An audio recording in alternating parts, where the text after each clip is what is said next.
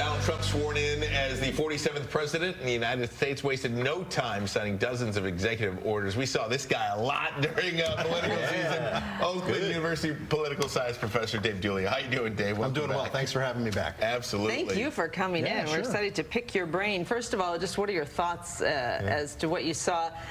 Not so much with the inauguration, but what happened after that with all these executive orders being signed. And can I add to that? Does it usually get that length of coverage?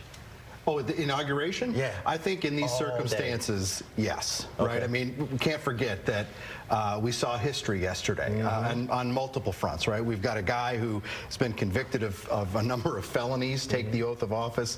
He's also the first guy since the 1890s to serve non-consecutive terms as president. All the pomp and circumstance, multiple speeches, right? There was a lot to cover yesterday, including some of that substantive stuff. And the peaceful transfer of power, which we missed out on 4 years ago. It's great for the country to see that, right? Yeah. And to respect it and honor it. I think it was a good day for the country. The executive orders, anything jump out to you? I know the pardons, the January 6th pardons are getting the one that's getting a lot of news. There was a stack of them too, man. There was a lot of them. There's a lot of everything yesterday, right? I mean, 1,500 pardons, plus the ones that President Biden issued with literally minutes to go in his term. I think the one thing about the executive orders, and they're not all executive orders. Here we're getting in the weeds a little bit. Executive action. Some are executive action, executive memoranda, right? And they all have different purposes. They all have different things that they can do and sort of how far they can take policy. I think the big part of that was, number one, the volume of them. I don't think we've ever seen a day one list of executive actions that long. Number two, you know, Trump, he told us what he was going to do. And this is him following through, right? He said he was going to do stuff on the border and on the economy and on energy, and there it was. You say executive action. What are the differences between the things that actually happen? Sure. Well, there's executive orders that, and they're all constitutional powers that the president has, right? Executive orders hold the weight of law, but they're only done by the president. Right. Importantly, they cannot contradict existing law that has been passed by Congress and signed by the president. Right. Executive memoranda, other executive actions are basically telling his department heads, his cabinet secretaries, I want you to do this. I want you to consider this part of this law and execute it this way. Hey, Dave, let me ask you about the volume of executive, we'll just call them for lack of a better, executive orders that we saw yesterday. Is part of this because this is the first non-consecutive term we've seen? This is a guy who's, I think the first time around, he signed one executive order on day one. It's such a different office. When you come into it, you don't know what to expect. He knows what to expect.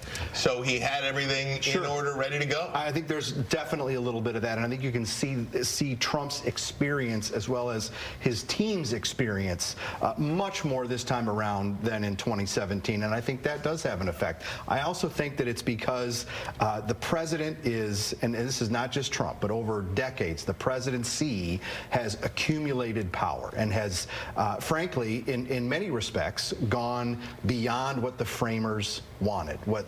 And you're going to see this this time around as well. Many of these executive orders are going to be challenged in court, and I would bet some of them are going to lose. What does he do? So from a political standpoint, because I think, and this is according to the polling, I think that people who voted for him were uncomfortable with January 6th.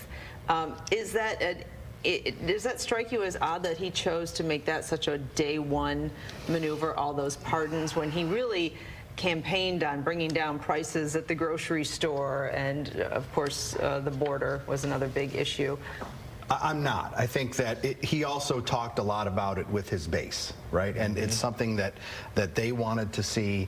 I also think, given that he can't serve another term, and he's not going to run again, frees him up to do some things that maybe somebody who was going to be in a position to try and seek another term wouldn't do. right? And because it's going to be politically not maybe damaging, but it's not the best thing politically to go out and pardon 1,500 people that most Americans would say, you know, I'm not sure I'm with that. And you can't take that one back. I mean, you can't challenge that in court. I mean, it's No, done. that is one of those presidential powers that is absolute, no questions asked. Yeah. What do you think we look for now in the first 100 days? Because he is moving quickly, and as Ryan points out, he's had the job before. So certainly you bring to that office all this knowledge of how to get things done, and he's also working up against a clock before the midterms. Well, for sure, and it's amazing that we're already going to talk about 2026, but that's part of the conversation, right? And I think this flurry of executive actions, you'll probably see more.